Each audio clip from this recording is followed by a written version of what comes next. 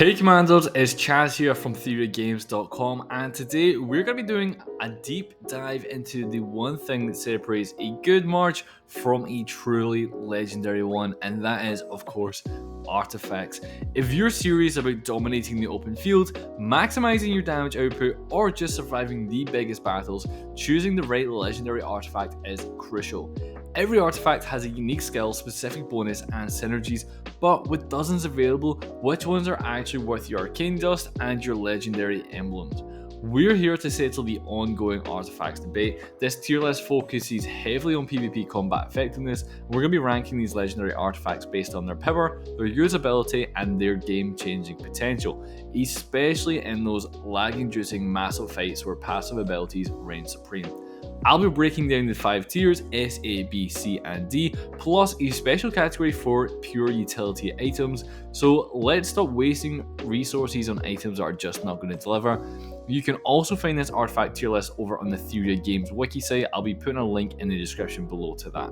Now, before we jump in, a quick overview on how we're defining power. So first up, we have our S tier. These are going to be the absolute best artifacts, the must-haves that you should equip for all major PvP scenarios. Then we have the A tier, which are going to be the extremely strong artifacts, offering some pretty high damage or incredible utility. They are balanced, but still fantastic investments.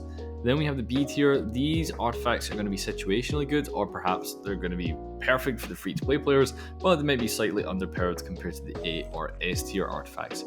Then we move on to the C and D tier artifacts. These are the ones who are going to be a little bit worse off. So C tier artifacts are going to be a bit underpowered, or they have some major downsides to them, and the D tier are just going to be absolute trash. Do not invest in these D tier artifacts, okay?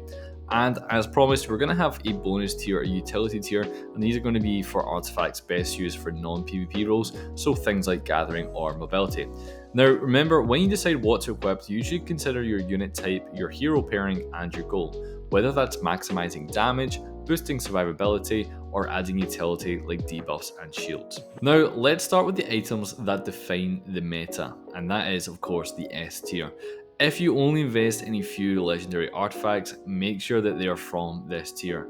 First up, we have the Spirit Blown Torque, and this is for your infantry. Okay, this is arguably the best artifact in the game, hands down. And why? Because it's an absolute staple not only in the field, but it's also used for rallying and garrison. Spirit Blown Torque grants you rage points and taunts up to 5 surrounding enemy legions, forcing them to attack your infantry for 3 seconds. Critically, it is one of the only reliable answers right now to counter cavalry rushing through your DPS lines. Infantry units in your legion also deal an additional 10% more counter attack damage, which, is just insane. Next up, we have the Gilded Crossbow. This artifact is absolutely busted. It's for the marksman build, of course. The Gilded Crossbow allows you to shoot and then move, which is a critical feature. Its passive also helps you ignore or bypass enemy health. If you run the marksman, especially in the current meta, this should be maxed. Personally, my biggest regret was not maximizing the Gilded Crossbow earlier. Now, up next, we have the Thunder Elegy. This magic artifact lands in S tier primarily because of its silence effect. Applying control effects like silence is incredibly powerful in big fights, making it a guaranteed top pick for mage commanders. Joining the other S tier artifacts is going to be the Mirage Orb. The Mirage Orb is an amazing DPS artifact. It deals damage, knocks 2 nearby enemies airborne, and most importantly, it offers a crucial bonus. Every time your legion gains a buff through a hero skill, the orb deals up to 21% more artifact skill damage. Next up, we have the Dragon Scale Armor. This is probably the second best infantry artifact available. It's the crown jewel for infantry because it directly aligns with their core role, soaking up damage. It provides a massive shield and boosts health, which is the highest stat needed for infantry, plus it has a powerful passive effect that grants range damage resistance. This is an artifact you fire off and you don't have to micromanage, which is obviously a big win. The next artifact is the Spring Blade, which has quickly risen to prominence. It's a pure damage dealer for cavalry. It throws a blade that deals diffuse damage in a circle for 5 seconds, and when it returns, it deals diffuse damage again. When your legion gains passion, they gain a keen effect that boosts attack by 15%. It's great for acquiring merit and works perfectly for dealing sustained high damage in combat. Now, this one is a high ranking cavalry damage dealer in many lists. it is of course the Storm Arrows. It immediately teleports your Legion to an empty area and grants Rampage, increasing damage dealt by 12% for 4 seconds. However, a warning here, some experienced players note whilst it does look good, it requires a lot of skill to use effectively and can't jump over obstacles like rivers, limiting its potential utility compared to pure damage. Still, the raw stats and the damage potential keep it up there in that S tier. Now, moving on, the A tier holds incredibly strong artifacts, items that are often outstanding, high utility, or rely on deceptively powerful passive effects. Now, the first one being Eternal Flame for the magic units. This artifact is surprisingly powerful. Initially underestimated compared to items like the Phoenix Eye, the Eternal Flame's true strength is in its passive attack boost. It grants Magic Keen, which increases magic attack by 15% when the wielder inflicts Scorch. Because its passive works consistently even when the active ability is in cooldown, it's viable for rallying a city or fighting any resource node, where situations where templated skills are going to fail. Now, next up we have the Staff of Prophet, again looking for those magic commanders. This is pure high level utility. It allows you to teleport your march in up to 4 friendly marches to a selected friendly legion's location.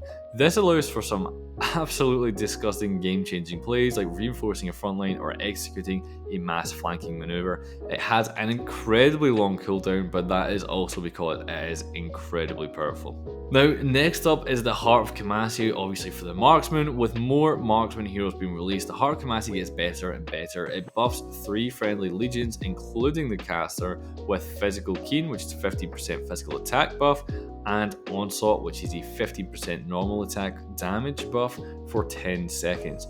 But this only applies if the legion is composed entirely of marksman units, which is amazing for coordinated long-range warfare. Next in the A tier we have Visage of the Sanctus for flying units. While statistically listed lower in some places, this artifact has an extremely high power level due to its niche. It is solely designed for Thea. It grants 3 boon shields to a friendly legion and stacks Marks of Judgment, which trigger Supreme Judgment damage when the hero casts their rage skill. The synergy is immense, making it S tier for that specific hero pairing. However, because of its limitations with who it actually pairs with, we're going to be putting it into the A.